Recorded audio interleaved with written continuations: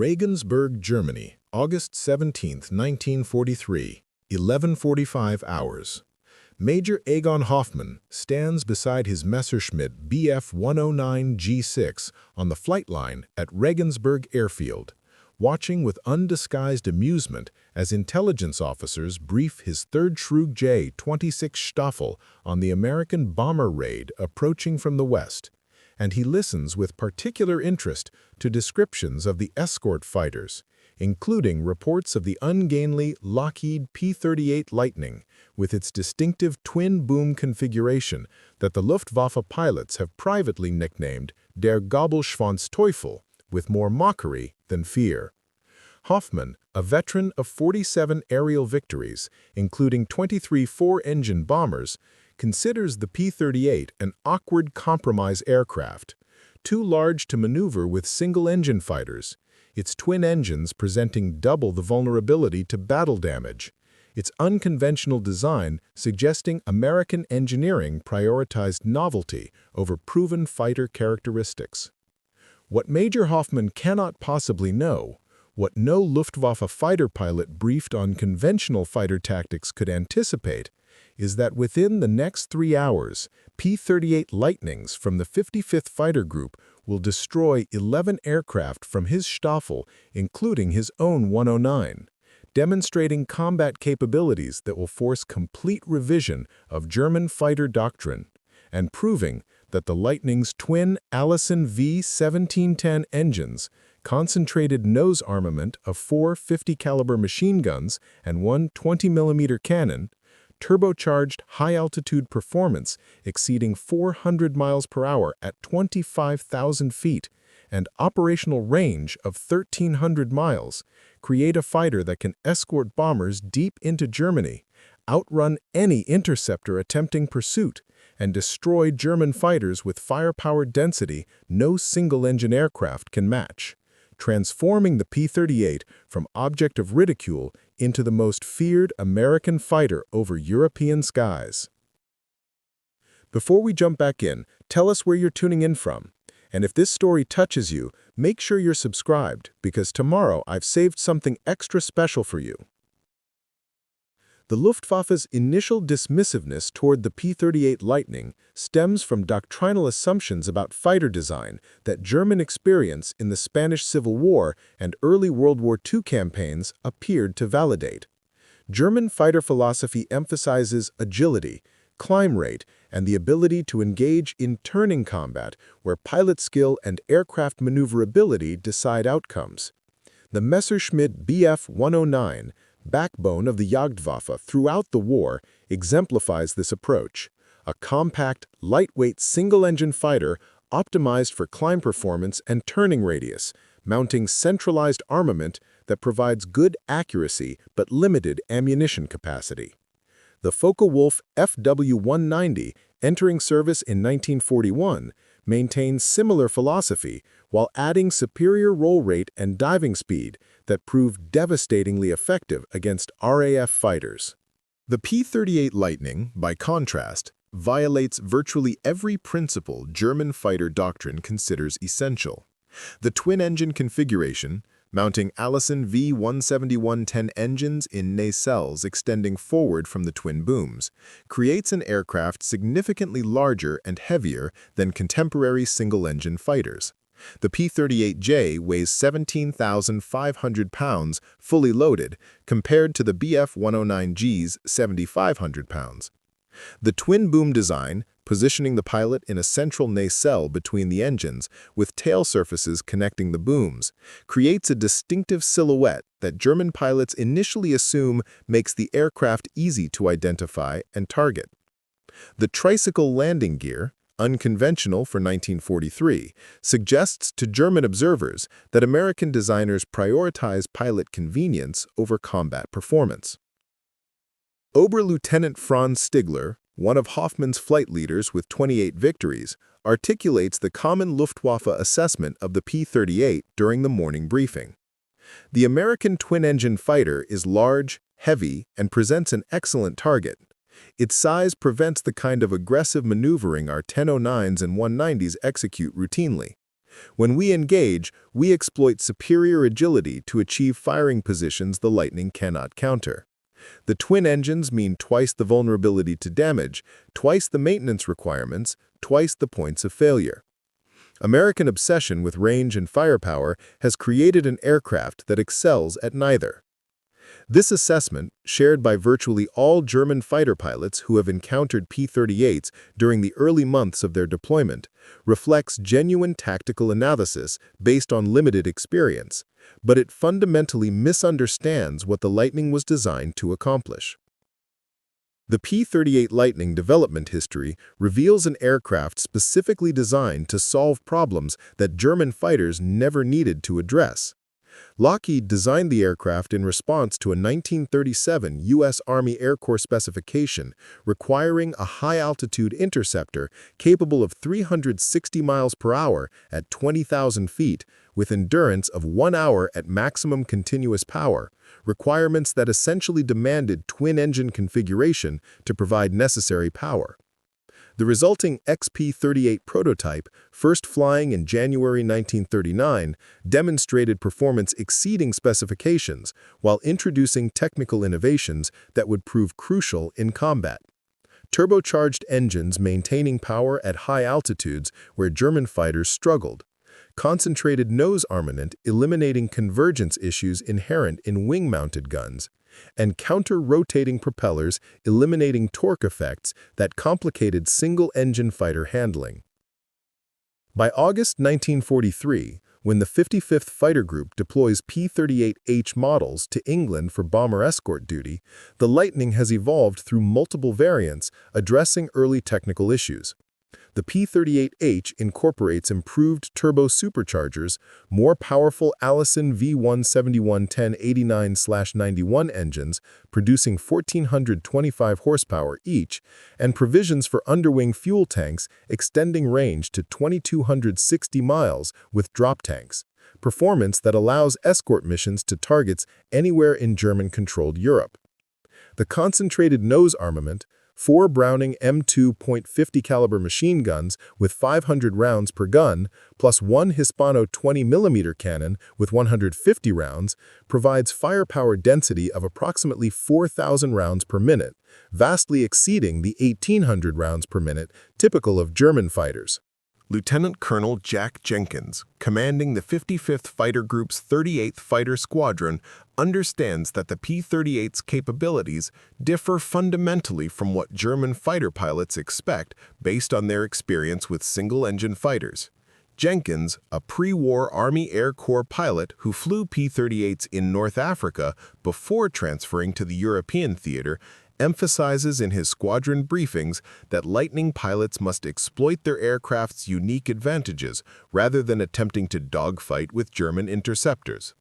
The 38 is faster than anything the Germans fly at altitude, and our range allows us to escort bombers to any target in Europe.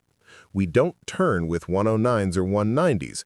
We use our speed advantage to control engagement geometry, diving from altitude to make high-speed passes, then using our power and climb rate to regain altitude before German fighters can respond.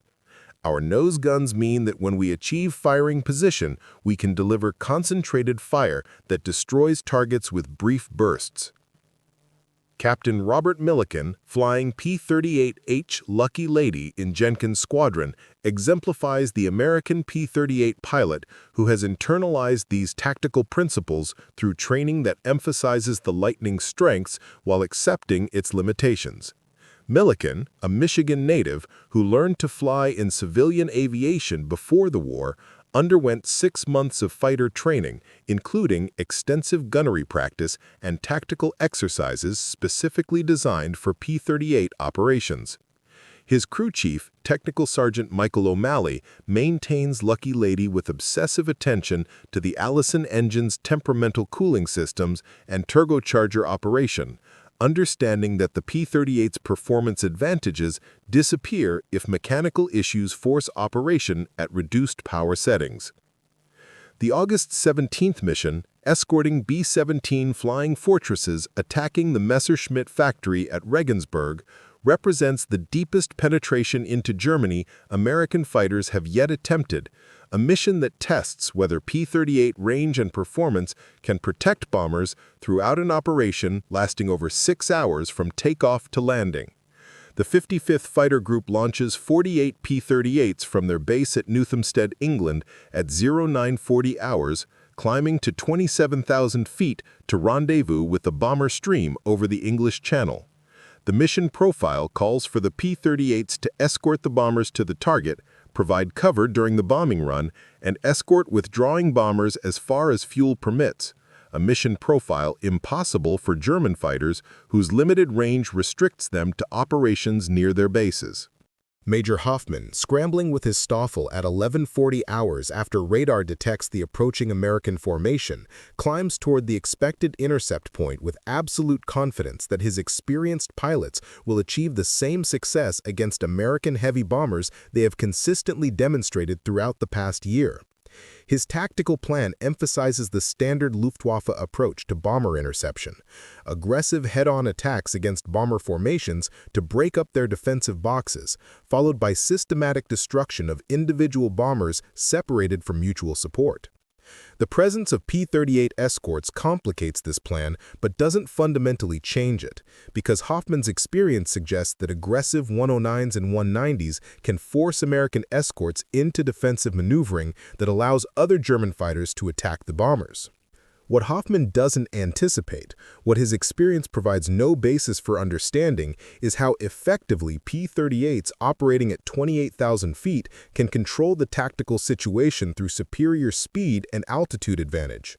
At 12:07 hours, as Hoffman's staffel approaches the bomber stream from the south at 24,000 feet, Captain Milliken's flight of 4 P-38s, positioned 4,000 feet above and 2 miles ahead of the bomber formation, spots the German fighters climbing toward intercept position. Milliken, following doctrine that emphasizes using altitude and speed to dictate engagement terms, leads his flight into a shallow dive that accelerates the P-38s to over 400 miles per hour, 50 miles per hour faster than the climbing Bf-109s can achieve. The speed differential, seemingly modest, proves decisive in determining engagement geometry and outcomes. Hoffman's formation, climbing at maximum continuous power and focused on reaching bomber altitude, has no excess speed for evasive maneuvering when Milliken's flight attacks from above and behind. The P-38s, diving with 4,000 feet of altitude to convert into speed, close from 2,000 yards to firing range in less than 20 seconds. Insufficient time for German pilots to react, reorient, and maneuver defensively. Milliken, selecting the lead German fighter, Hoffman's 109 as his target, opens fire at 400 yards with a 3-second burst from his concentrated nose armament. The effect of 4 50-caliber machine guns and 1 20mm cannon firing simultaneously creates a cone of destruction no German fighter's structure can withstand. Approximately 60 rounds, 45 50-caliber and 15 20mm, strike Hoffman's 109 in a concentrated pattern across the fuselage and wing root, the combined kinetic energy and explosive force tearing through aluminum structure, severing control cables and igniting fuel tanks. Hoffman, killed instantly by 20mm explosive rounds penetrating his cockpit, never realizes what attacked him, never sees the distinctive twin-boom silhouette of the P-38 that destroyed his aircraft. His 109, engulfed in flames and structurally disintegrating, falls away from the formation in a spinning dive that terminates in impact with farmland 23,000 feet below. The remaining P-38s in Milliken's flight each select targets from the now scattering German formation, their speed advantage allowing them to pursue briefly before pulling up to regain altitude. Lieutenant James Harmon destroys a second 109 with a deflection shot that demonstrates the P-38's nose armament advantage. While German pilots must carefully compute lead angles for wing-mounted guns, American pilots simply point the aircraft at the target and fire, the concentrated guns eliminating convergence calculations. Lieutenant Charles Morrison damages a third 109 severely enough to force its pilot to break off and head for home with streaming coolant, effectively removing another German fighter from the battle without achieving confirmed kill. Oberleutnant Stiegler, witnessing Hoffman's destruction and the deaths of 2 other staffel pilots in less than 30 seconds, experiences the psychological shock of discovering that fundamental assumptions about American fighter capabilities are catastrophically wrong. The P-38s didn't attempt to turn with German fighters. They used superior speed and altitude to attack from positions where German tactics provided no defense, then disengaged before German fighters could respond. The firepower density of the nose armament destroyed targets with brief bursts that wing-mounted guns would require sustained fire to achieve.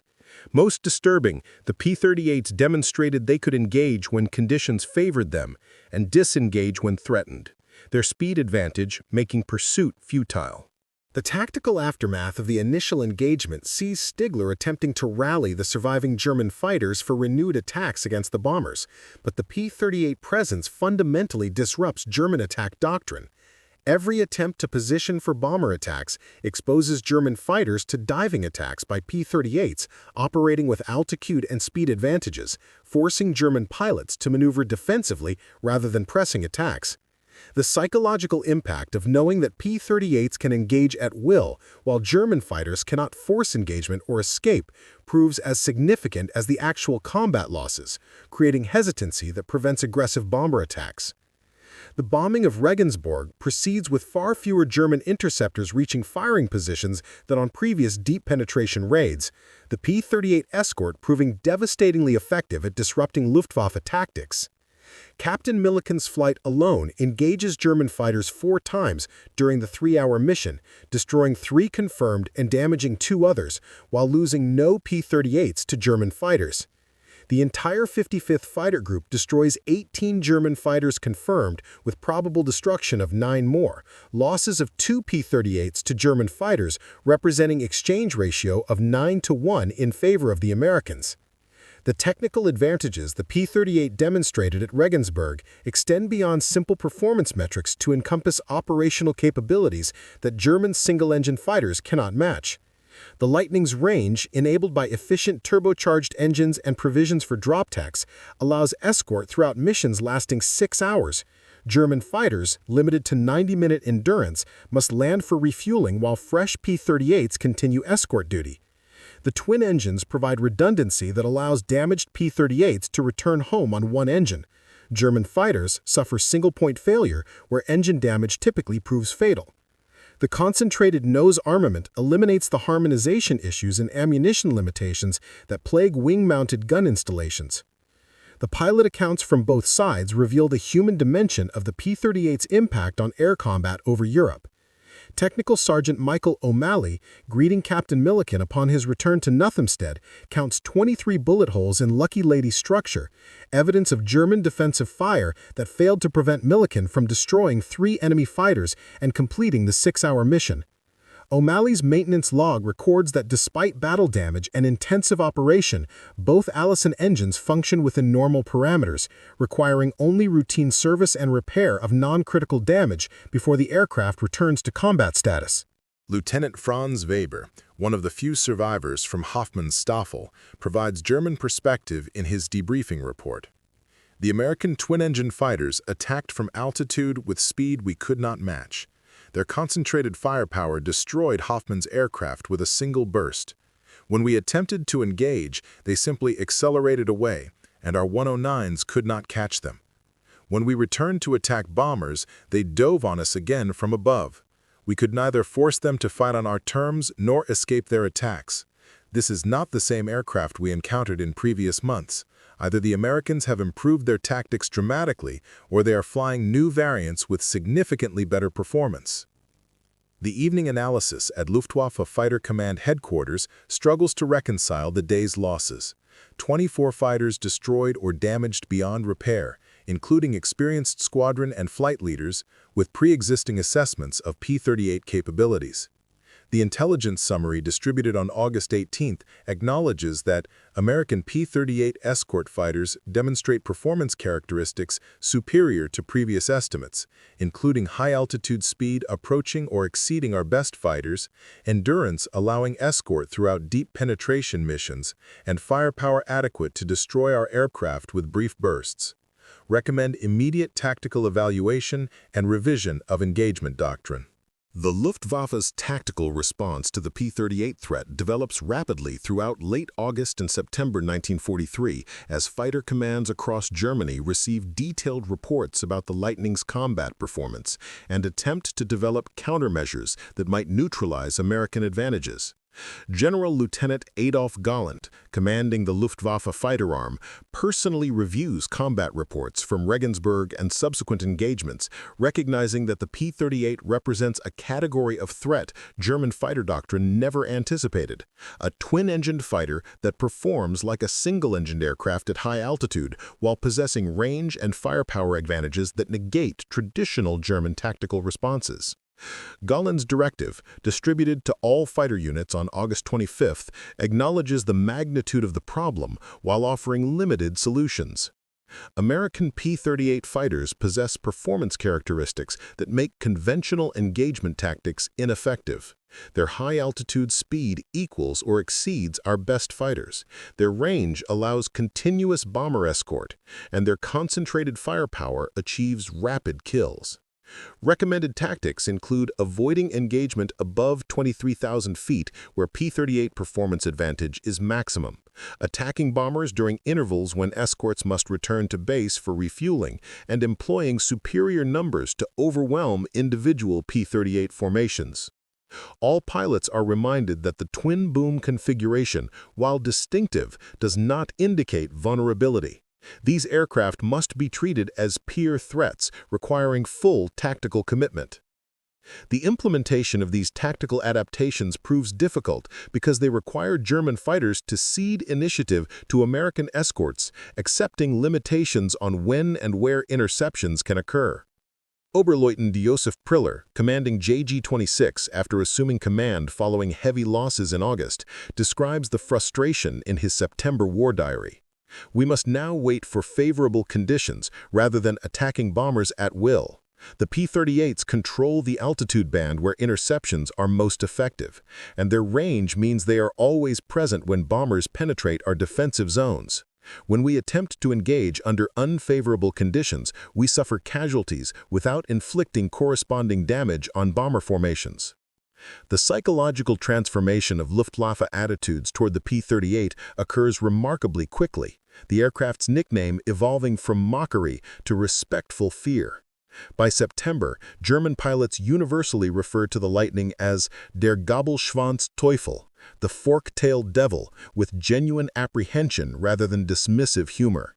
Lieutenant Franz Weber, one of the survivors from the August 17th engagement, describes this evolution in a letter to his brother serving on the Eastern Front. We initially laughed at the American twin-engine fighter, considering it an ungainly compromise. Combat experience taught us otherwise. The P-38 is faster than our fighters at altitude, its pilots are well-trained and aggressive, and its firepower destroys our aircraft with frightening efficiency. We have learned to respect and fear this machine. The operational impact of effective P-38 escort manifests in dramatically improved bomber survival rates during deep penetration missions throughout September and October 1943. The October 14th Schweinfurt raid, escorted by P-38s for portions of the route, suffers significantly fewer losses than the unescorted August 17th mission to the same target, 60 bombers lost versus 147, demonstrating that fighter escort reduces losses by over 50% even when escorts cannot remain with bombers throughout entire missions. The 8th Bomber Command Staff Analysis credits P-38 Lightning groups with destroying or driving off German interceptors during the critical phases when bomber formations are most vulnerable. Captain Robert Milliken's personal combat record through the autumn of 1943 illustrates how individual P-38 pilots achieve remarkable success by fully exploiting their aircraft's capabilities. Between August 17th and December 31st, Milliken destroys 11 German aircraft confirmed, with 5 probables, becoming one of the 55th Fighter Group's leading aces, while demonstrating tactical principles that other Lightning pilots study and emulate. His combat reports emphasize consistent themes, using altitude advantage to control engagement timing, employing diving attacks that exploit the P-38's speed, concentrating fire in brief bursts that maximize the nose armament's lethality, and disengaging before German fighters can coordinate responses. The technical evolution of the P-38 continues throughout late 1943 with the introduction of the P-38J variant, incorporating numerous improvements based on combat experience. The P-38J features increased fuel capacity, extending range to 2,600 miles with drop tanks, improved cockpit heating, addressing pilot complaints about extreme cold at high altitude, and enhanced engine cooling systems that improve reliability. These improvements, combined with tactical doctrine refinements, create a weapon system that achieves and maintains air superiority over increasingly desperate German defenders. The comparative analysis between P-38s and other American escort fighters reveals the Lightning's unique advantages and limitations within the broader context of achieving air superiority over Europe. The P-47 Thunderbolt, entering escort service in spring 1943, provides superior dive performance and rugged construction, but lacks the P-38's range and high-altitude speed. The P-51 Mustang, beginning escort operations in December 1943, ultimately proves the optimal long-range escort fighter due to its combination of range, speed, and maneuverability. But the P-38's earlier deployment and proven effectiveness establish it as the fighter that first demonstrated deep escort was feasible. Major Richard Bong, the highest-scoring American ace of World War II with 40 victories, achieved primarily in the Pacific Theater, transfers briefly to Europe in late 1943 to evaluate P-38 tactics and shares his assessment with 8th Fighter Command. The Lightning succeeds when pilots understand they're not flying a traditional fighter, but rather a high-speed interceptor with exceptional range. You don't turn with German fighters, you use your speed and firepower to make slashing attacks, destroy targets quickly, and escape before the enemy can coordinate responses. Pilots who tried to dogfight in the P-38 negate its advantages and expose its weaknesses. Those who fly it as designed achieve remarkable success. The German attempts to develop fighters specifically to counter the P-38 threat demonstrate how thoroughly the Lightning disrupts Luftwaffe planning and resource allocation. The Focke-Wulf TA-152, designed as a high-altitude interceptor capable of matching P-38 performance, enters limited production in late 1944 but arrives too late and in too few numbers to affect the air superiority battle. The Messerschmitt Me-262 jet fighter, while capable of speed far exceeding any piston-engine aircraft, suffers from limited endurance and operational restrictions that prevent it from systematically countering American escorts. These development programs, consuming scarce German resources, represent strategic victories for the P-38 even before accounting for its direct combat achievements. The human stories behind P-38 operations reveal the courage and skill required to operate these complex aircraft under combat conditions over hostile territory. Lieutenant Thomas Lynch, flying P-38s with the 55th Fighter Group, describes a mission on November 5, 1943, where his Lightning suffered battle damage that destroyed the right engine over Germany. The Allison quit at 24,000 feet after taking 20mm hits. I feathered the prop and started the long flight home on one engine, losing altitude gradually but maintaining sufficient speed that German fighters attempting to intercept couldn't catch me. The P-38's twin-engine design meant I could fly 300 miles on one engine and land safely in England. Any single-engine fighter would have gone down immediately. The maintenance personnel supporting P-38 operations deserve recognition for keeping these complex aircraft operational under difficult conditions. Technical Sergeant Michael O'Malley, maintaining Captain Milliken's Lucky Lady throughout the campaign, describes the challenges. The Allison engines are temperamental about cooling and require constant attention to intercooler systems. The turbochargers need careful monitoring and frequent adjustment. The counter-rotating props require precise synchronization. But when everything is working properly, the P-38 is the most capable fighter we have for the escort mission. My job is ensuring that Milliken's aircraft is always in perfect condition when he climbs into the cockpit. The statistical record of P-38 operations in the European theater from August 1943 through May 1945 provides quantitative validation of the aircraft's impact. P-38 units in Europe flew approximately 130,000 combat sorties, destroyed 1,771 enemy aircraft confirmed, with 2,600 additional probables, and lost 1,758 aircraft to all causes including combat, accidents, and mechanical failures. The loss-to-kill ratio of approximately 1-to-1 in air combat compares favorably to other American fighters operating in Europe, while the P-38's significantly greater range and payload capacity for ground attack missions provide capabilities other fighters cannot match. The transformation of German pilot attitudes from mockery to respect appears clearly in post-war interviews with Luftwaffe veterans. Generalleutnant Galland, interviewed in 1954, acknowledges, "We underestimated the P-38 initially, assuming its unconventional design indicated inferior performance. Combat experience taught us that American engineers had created a fighter optimized for missions we hadn't considered. Long-range escort requiring high-altitude performance sustained over many hours. For this mission profile, the Lightning proved devastatingly effective. Our fighters, optimized for short-range interception and air superiority combat, could not counter P-38s operating at their design parameters." The P-38's success in the ground attack role, while less celebrated than its fighter achievements, demonstrates the aircraft's versatility and the pilot training that enables effective employment across multiple mission types.